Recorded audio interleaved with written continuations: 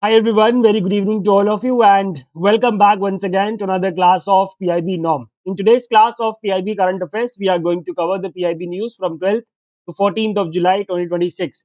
And there are again some very important news today. I hope you guys can see me properly and can hear me properly. If yes, please give me a thumbs up so that we can quickly start the class. My dear friends, jaldi se bataiye. Very good evening everyone. Please give me a thumbs up if all good, if everything is fine, if you can see me properly and can hear me properly. Jaldi se bataiye so that we can start the class. I hope the preparations for the NABARD examinations are going well, my dear friends. So you can expect notification anytime now. So please get up yourself. Right? Do not waste your time. Do not wait for the notification, please, because if you will not wait for the notification, you are definitely going to lose out the chance. All right. Yes, I think I have some thumbs up. So let's start the class without any delay and let's talk about the very first question for the day based on a very important initiative जिसके बारे में आपने पहले definitely नहीं पढ़ा होगा. Question number one, Ministry of Panchayati Raj. Ministry of Panchayati Raj implements the Atmanirbhar Panchayat program under the Rashtriya Gram Swaraj Abhiyan to promote the financial self-reliance of panchayats by strengthening their own source revenue. By strengthening their own source revenue. Which of the following are the institutional partners for the program? ठीक है, तो आत्मनिर्भर panchayat programme ये news में क्यों आई है? Because the ministry of Panchayati Raj has organised the virtual outreach workshops under the Atmanirbhar Panchayat program, and in these workshops, 7 states participated. Right, 7 states participated in these workshop, which are Chhattisgarh, Punjab, Assam, Arunachal Pradesh, Tripura, Uttarakhand, and Himachal Pradesh. Yes, you have to remember the name of the states which participated in this workshop. Now you must be wondering, sir, what is Atmanirbhar Panchayat program? ये तो बताओ आप हमें. Don't worry, my dear friends, I am coming to that. So the Atmanirbhar Panchayat program is launched by the Ministry of Panchayati Raj for promoting the financial self-reliance of the panchayats by strengthening their own source revenue. इसका objective ये है कि जो पंचायत हैं हमारे उनको financially self reliant बनाया जाए ताकि और ताकि उनको ग्रांट्स के ऊपर बहुत ज्यादा डिपेंडेंट ना होना पड़े. और ऐसा कैसे करेंगे? By strengthening their own source revenue, उनके खुद के सोर्स रेवेन्यू को स्ट्रेंथन करके. ठीक है, ये कैसे होगा ये भी हम समझेंगे. This programme is anchored by ministry of Panchayati Raj under the Rashtriya Gram Swaraj Abhiyan. ठीक है, अब इसमें होता क्या, मैं आपको एक एग्जांपल के थ्रू समझा देता हूँ. For example, there is a gram panchayat, right, X. ठीक है, इट हैज अ टेम्पल. इस ग्राम पंचायत में एक टेम्पल है, एक छोटी सी सीनिक लेक है. ठीक है, एक छोटा सा क्या है, सीनिक लेक है, राइट. और एक एक अबैंडन्ड बिल्डिंग है जो कि ग्राम पंचायत के नाम पे है. ठीक है, एक अबैंडन्ड बिल्डिंग है जो कि ग्राम पंचायत के नाम पे है. तो अब ये जो ग्राम पंचायत है क्या कर सकता है? This gram panchayat can beautify this scenic lake. ठीक है, और उसमें बोटिंग फैसिलिटी स्टार्ट कर सकता है, राइट. उसमें बोटिंग फैसिलिटी स्टार्ट कर सकते हैं. It can renew this temple. अब लोग टेम्पल में आएंगे, यहाँ पे बोटिंग करेंगे. ठीक है, और ये जो बिल्डिंग है, जो अबैंडन्ड बिल्डिंग है, इसको क्या कर सकते हैं? इसको टूरिस्ट सेंटर बना सकते हैं जहाँ पे लोग आराम कर सकते हैं. ठीक है, मंदिर में घूमा, बोटिंग करी और उसके बाद आराम करा. इससे क्या होगा? इससे ये एक प्रोजेक्ट छोटा सा बन गया जिससे कि जो ये वाला ग्राम पंचायत होगा उसका खुद का सोर्स ऑफ रेवेन्यू ओपन हो जाएगा. कैसे? मान लो कि उसने सीनिक लेक में जो ये बोटिंग हो रही है उसके लिए क्या करा, टिकट्स लगा दी. जब लोग यहाँ पे आएंगे, अपनी गाड़ी पार्क करेंगे तो पार्किंग का पैसा होगा. तो इससे क्या होगा? उनके खुद का रेवेन्यू का सोर्स जो है जनरेट हो गया. इस तरह से सोर्स अपने खुद के ओन सोर्स रेवेन्यू जनरेट करने के लिए this programme is providing support to the panchayat. ठीक है, the panchayat are invited to submit ideas for innovative revenue generating projects which are rooted in local strengths that put idle assets and untapped local opportunities to productive use. अभी एक scenic lake थी, ठीक है, ये local untapped potential है जिसका इस्तेमाल करके क्या करा जा सकता है? रेवेन्यू के सोर्सेज को जनरेट किया जा सकता है. सिमिलरली ये बिल्डिंग, ये एक आइडल एसेट पड़ा था, इसको टूरिस्ट सेंटर में कन्वर्ट किया जा सकता है. ठीक है, so that is the process. And अब क्या होगा कि ये वाला जो ग्राम पंचायत एक्स है ये अप्लाई कर देगा और उसमें बता देगा कि हमारे पास ये प्रोजेक्ट है और इसका इस तरीके से रेवेन्यू जनरेट हो सकता है. तो now after going through a challenge, national level challenge process, the projects are going to be selected. Now after getting selected, my dear friends, these proposals are going to receive technical support from the Ministry of Panchayati Raj and NABARD and HUDCO, which are the institutional partners. NABARD and HUDCO, which are the institutional partners of this program. ठीक है, और eligibility क्या है? those gram panchayats which already have a minimum own source revenue of rupees 50 lakhs, and those block panchayats which already have a minimum own source revenue of rupees 1 crore, and they have at least 3 years of tenure remaining. ठीक है, ग्राम पंचायत का tenure कितना होता है? 5 साल का होता है, तो कम से कम 3 साल का टेन्योर उनका बचा हुआ होना चाहिए। और ग्राम पंचायत के केस में मिनिमम ओएसआर 50 लाख रुपए, और ब्लॉक पंचायत के केस में मिनिमम ओएसआर 1 करोड़ रुपए होना चाहिए। ठीक है, और इसमें जो फंडिंग आएगी that will be coming from PPP, public private partnership, CSR, bank finance and convergence with schemes. ठीक है, और इसके अंदर जो ये टेक्निकल सपोर्ट होगा, फाइनेंशियल सपोर्ट होगा, वो तो चलो फाइनेंशियल सपोर्ट तो पीपीपी और सीएसआई और बैंक फाइनेंस के थ्रू आएगा, लेकिन जो टेक्निकल सपोर्ट होगा that will be provided by NABARD and HUDCO, which are the institutional partners under this program. ठीक है, and total number of states where this programme is now implemented is 10। 7 तो हो गए जो हमने ऊपर पढ़े थे, इससे पहले ये तेलंगाना, गुजरात और केरला में भी इंट्रोड्यूस हुआ था। ठीक है, समझ में आ गया जी Atmanirbhar panchayat programme? I hope it is clear. If yes please give me a thumbs up. The question is very easy, it is asking for the question is very easy. It is asking for the institutional partners, which are NABARD and HUDCO. The right answer is option D. And 24th April is observed as the National Panchayati Raj Day across the country, because on this day in the year 1993, the 73rd Constitutional Amendment Act came into force. Clear? Next news पे आते हैं, again very important. Which of the following statements is incorrect with respect to the Codex Alimentarius Commission? इस commission का नाम आपने बहुत बार सुना होगा. Today we'll talk about this commission in detail, and you'll understand that what this commission does and what is the purpose actually of creating this commission. But the news is the 49th session of Codex Alimentarius Commission was held in Geneva in Switzerland. ठीक है, इसका 49th session हुआ था codex Alimentarius commission का, इसलिए ये news में है। ठीक है, और ये जो सेशन था इसके कुछ हाइलाइट्स हैं। Highlight number 1 is the commission adopted 7 codex standards and guidelines developed under India's chairmanship. अब कोडेक्स स्टैंडर्ड चलो मैं आपको बता देता हूँ। देखो, कोडेक्स एलिमेंटेरियस का मतलब होता है फूड कोड। ठीक है, codex alimentarius is Latin for food code. ठीक है, कोडेक्स एलिमेंटेरियस का लैटिन फ्रेज है जिसका मतलब होता है फूड कोड। और ये जो कोडेक्स एलिमेंटेरियस कमीशन है, इसका काम है to develop the international standards for the food items. ठीक है, इंटरनेशनल स्टैंडर्ड्स डेवलप करना फॉर द फूड आइटम्स। ठीक है, now what do I mean by international standards? International standards का मतलब क्या है सर?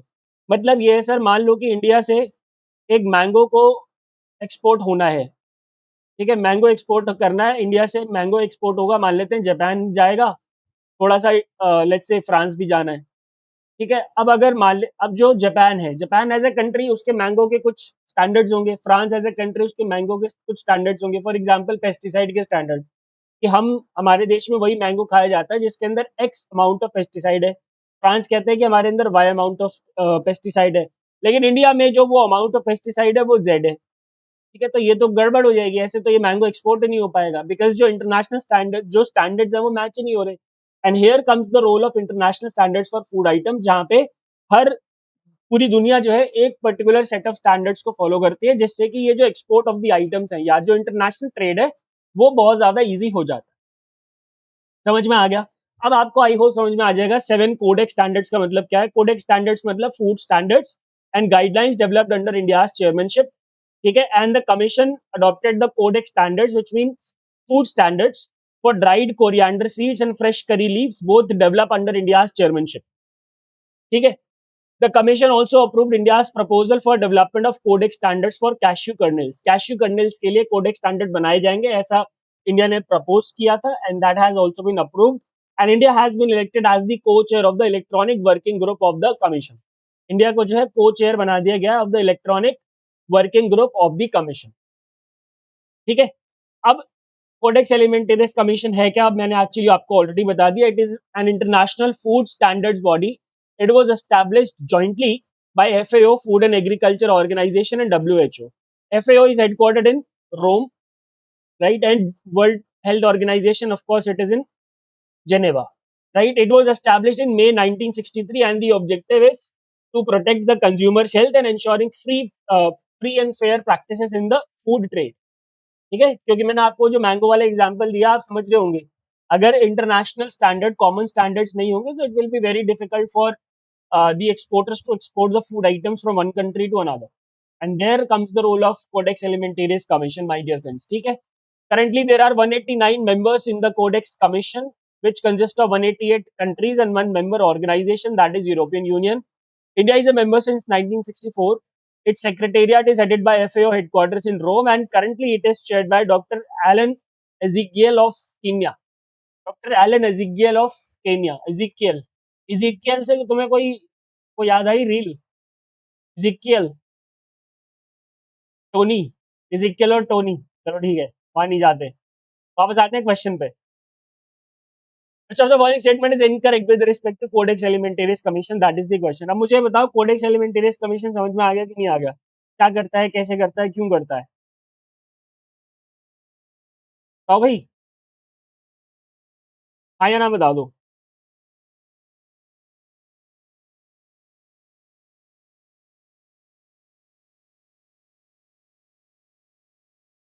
बताओ बताओ बताओ. हडको क्या है, कौन पूछ रहा है? किसी ने पूछा हडको. हडको है जी housing and development corporation limited. Housing and urban development corporation limited है हडको. ठीक है अंकुल.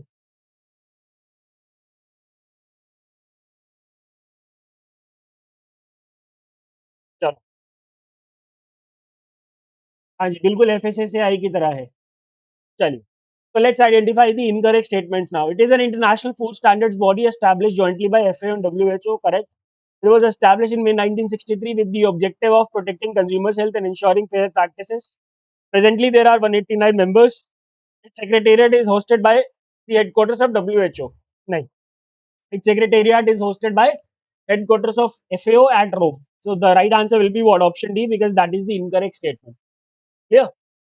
चलिए नेक्स्ट आते हैं क्वेश्चन नंबर 3 पे. Very important. The government has allocated 20,000 crore in the budget 25-26 for the research, design, development and deployment of indigenous small modular reactors.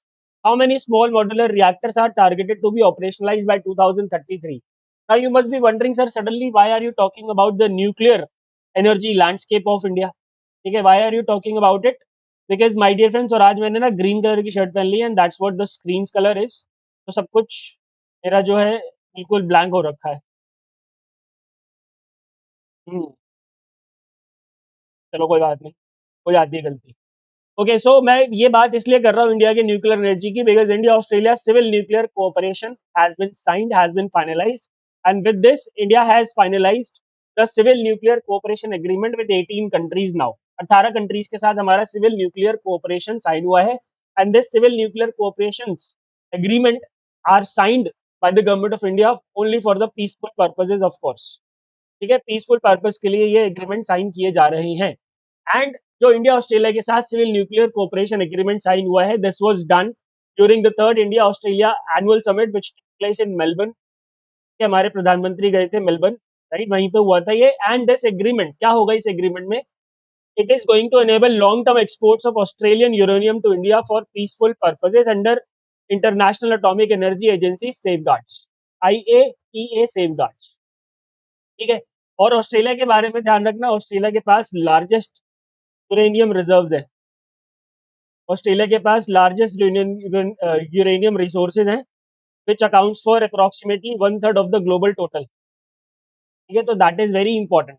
And this agreement is going to strengthen the fuel base for India's expanding nuclear power programme. As you know that we have a target of building the nuclear power capacity of 100 gigawatt by the year 2047, and of course for that we need uranium, which is the fuel for the nuclear energy. तो uranium तो चाहिए ही होगा. So definitely this agreement is going to fuel the India's nuclear energy mission, which has a target of 100 gigawatt of nuclear power capacity by 2047. It is also going to reinforce the Shanti Act. Shanti Act क्या है?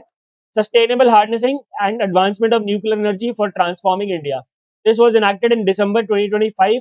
This act actually enables the participation of Indian private companies and joint ventures in building, owning and operating the nuclear power plants. तो पहले जो था हमारे देश में nuclear energy, that was not at all available for the private sector, but now through the Shanti Act, the government has opened up the this sector for the private players as well. Okay. Now, talking about India's nuclear energy landscape, my dear friends, so we currently operate 24 nuclear power reactors across the country in 7 sites, and these power reactors have a total capacity of 8.78 gigawatt, and the target obviously is to reach 100 gigawatt by 2047. Let's see, 2047 तक I don't know हम रहेंगे कि नहीं रहेंगे, मतलब आप तो रहोगे, ऐसे मैं भी रहूंगा, मैं कोई इतना कोई बुढ़ा नहीं हो गया, ठीक है। हाँ बिल्कुल रहूंगा यार, 2047 तो आ गया, 21 साल ही तो है बस, ठीक है। आई एम 35, तो 35 और 2056 तक तो जिएंगे यार, ऑफ कोर्स। तो चलो 2047 में देखेंगे, ठीक है। Rupees 20,000 crore were allocated in the budget 25-26 for development and deployment of indigenous SMRs, small modular reactors, and the target is to operationalize at least 5 SMRs by the year 2033. कम से कम 5 SMRs को operationalise करने का target है by the year 2033, ठीक है। The right answer, my dear friends, is what? 5. Because the question is asking how many SMRs are targeted to be operationalized by 2033. ठीक है, clear हो गया। वापस आते हैं क्वेश्चन पे। Question number 4, very important. Ministry of statistics and programme implementation has release the index of service production with base year 24-25. How many subsectors, for how many subsectors the index has been released? अब देखो ये जो index है इसके बारे में हमने detail में कुछ दिन पहले ही पढ़ा था, when we discussed that what is this index of service production. So now the very first index of service production has been launched for the month of April 2026, for the month of April 2026। यहाँ से question आने के chances बहुत ज्यादा है, ठीक है। So the Ministry of Statistics and Program Implementation has released the index of service production of 19 subsectors. The base year of ISP is 2024-25. ठीक है, अप्रैल 2026 के लिए रिलीज हुआ है, and the upcoming ISP will be released on 29th of every month. हर महीने की 29 तारीख को जो ISP है वो रिलीज हो जाएगा आगे आने वाला। 19 सबसेक्टर्स जो हैं ये, these subsectors cover about 60% of the services sector। ये 60% ऑफ द सर्विस सेक्टर को दोस्तों कवर करने का काम करते हैं, ठीक है। नाउ इसके अंदर कुछ इंपॉर्टेंट की हाइलाइट्स है। सबसे पहला तो it provides a monthly measure of short term movements in India formal service sector. India का जो फॉर्मल सर्विस सेक्टर है उसमें मंथली शॉर्ट टर्म मूवमेंट्स क्या हो रहे हैं ये उसको दिखाता है, ठीक है। 14 out of the 19 subsectors my dear friends recorded the double digit growth in April 2026 as compare to April 2025, ठीक है। 19 में से 14 सबसेक्टर्स ऐसे थे जिन्होंने double digit growth rate register किया in the month of April 2026, and nearly all categories recorded positive growth in the month of April 2026। Numbers इसमें है नहीं कुछ ज्यादा, बट इन्होंने ये बताया कि टॉप सेक्टर्स जो थे जिन्होंने बहुत अच्छी ग्रोथ दिखाई है वो है accommodation and food 37.2%, retail trade 30.8%, administrative and support service 28.7 and real estate 27.7। Of course, you don't have to remember these numbers. Just remember that these are the top performing 4 sectors. अगर आपके exam में कोई service sector से related descriptive question आ जाता है तो भी काम बन जाएगा, ठीक है। तो भी आप ये वाला डेटा, नॉट नंबर्स एक्चुअली, आप ये लिख सकते हैं that recently according to ISP these 4 are the top performing sub sectors और टॉप परफॉर्मिंग सर्विस सेक्टर्स, ठीक है। The right answer my dear friends is 19, option C is the correct answer, ठीक है। Now let's talk about the news in short, but before that if you want to have the PDF of this class, just scan this QR code, join the Telegram channel and get the PDFs. And my dear friends, NABARD Grade A course is going on beautifully. Dr. Jaya is taking the classes for ARD. ESI की classes already done हो चुकी हैं, आपको recorded मिलेंगी of course।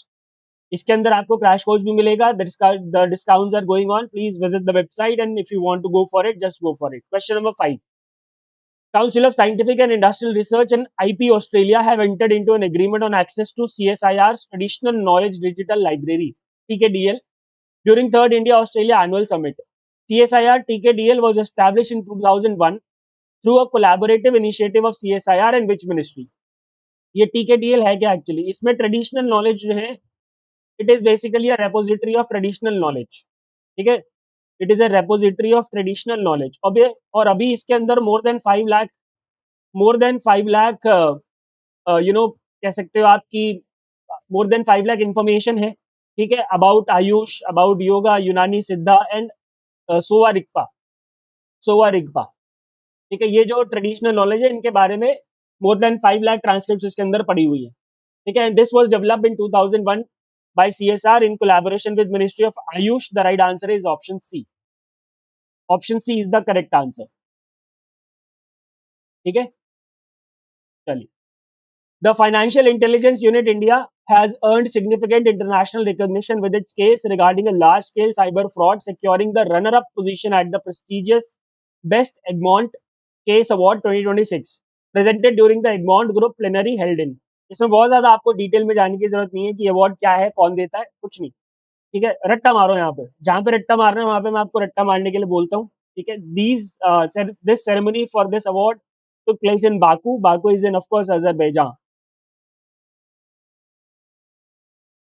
ठीक है, FIU India को एक केस के सिलसिले में, जो कि बहुत बड़ा साइबर फ्रॉड केस था, उसके लिए बेस्ट एगमॉन्ट केस अवार्ड मिला है 2026 का, during an event which took place in Baku in Azerbaijan.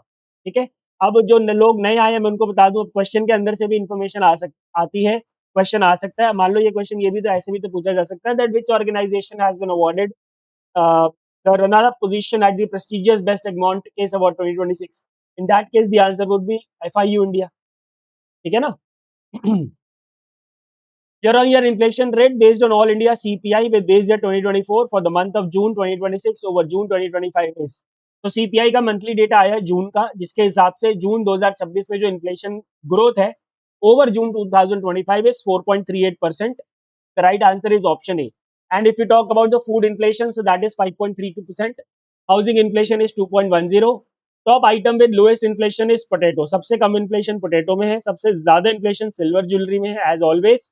And the top three states with highest inflation are Telangana, Andhra Pradesh and Tamil Nadu।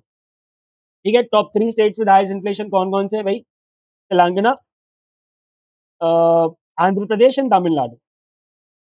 Next question, in which city Ministry of Labour and Employment has organized the 15th BRICS Trade Union Forum Summit 2026? It was organized in Hyderabad, which is of course in Telangana। State पूछे तो state बता देना, city पूछे तो city बता देना। India Post achieved revenue of 4,009 crore during quarter first of financial 27 against the quarterly target of 4,951 crore, registering 81% achievement and 22% growth. Which state have emerged as the top three performing postal circles? The top three performing postal circles are Andhra Pradesh, Chhattisgarh and West Bengal। Very important question। इस तरह के question तुम्हें और कहीं नहीं मिलेंगे दोस्तों, सिर्फ मेरी क्लास में मिलेंगे और ऐसे एग्जाम में मिलेंगे तुम्हें। ठीक है, and the last question for today, and I beg you pardon for today's screen mishap.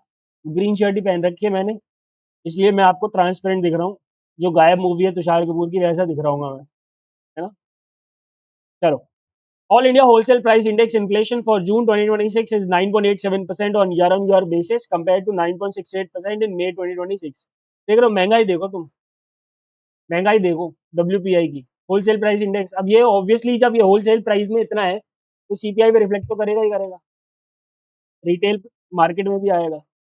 देख रहे हो, मतलब मैं तो वो हो जाता हूँ। The index number for all commodities for June 2026 stands eight 110.2, 110.2 index number. और अगर आपसे इन्फ्लेशन ग्रोथ पूछी जाए तो दैट इज 9.87%। बहुत ही शानदार ग्रोथ हो रही है हमारे देश में इन्फ्लेशन में। We have to celebrate this growth. चलो जी, that's it for today's class my dear friends. I hope all the questions and their explanations are clear. If you have any doubts please ask me. And if you want to have the PDF of this class, just scan this QR code, join the Telegram channel and get the PDF. The link to the PDF is in the link to the Telegram is in the description also। और नबार्ड का course अगर अभी देखना हो तो देख लो, आगे चल के क्रैश कोर्स जो होगा वो भी उसके अंदर इंक्लूडेड होगा। ये बढ़िया चल रहा है।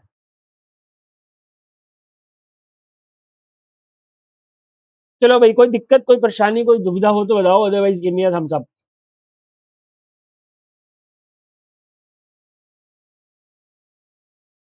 और ये ऑफकोर्स आरबीआई 2027 का बैच भी लॉन्च हुआ है, हो चुका है। Madhav sir has started the classes, और फाइनेंस की क्लासेस का फीडबैक आप मेरे से मत पूछो, जो ऑलरेडी 27 में एनरोल्ड स्टूडेंट्स है उनसे पूछो। बढ़िया चल रही है क्लासेस। चलो जी, let's wind it up. I see you in the next class. Good bye, take care and God bless.